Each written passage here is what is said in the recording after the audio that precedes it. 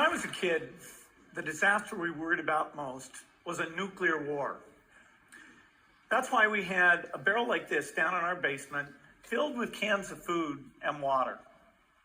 When the nuclear attack came, we were supposed to go downstairs, hunker down, and eat out of that barrel. Today, the greatest risk of global catastrophe doesn't look like this. Instead, it looks like this. If anything kills over 10 million people in the next few decades, it's most likely to be a highly infectious virus rather than a war. Not missiles, but microbes. Now, part of the reason for this is that we have invested a huge amount in nuclear deterrence, but we've actually invested very little in a system to stop an epidemic. We're not ready for the next epidemic. Let's look at Ebola. I'm sure all of you read about it in the newspaper.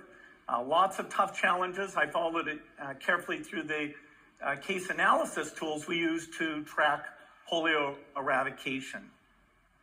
And as you look at what went on, the problem wasn't that there was a system that didn't work well enough.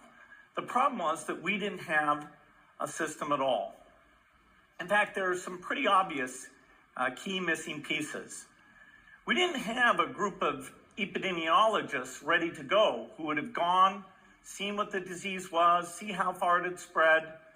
The case reports came in on paper. It was very delayed before they were put online, and they were extremely inaccurate. We didn't have a medical team ready to go. We didn't have a way of preparing people. Now, Médecins Sans Frontières did a great job orchestrating volunteers, but even so, we were far slower than we should have been getting the thousands of workers into these countries. And a large epidemic would require us to have hundreds of thousands of workers. There was no one there to look at treatment approaches, no one to look at the diagnostics, no one to figure out what tools should be used. As an example, we could have taken the blood of survivors, processed it, and put that plasma back in people to protect them. But that was never tried. So there was a lot that was missing, and these things are really a global failure.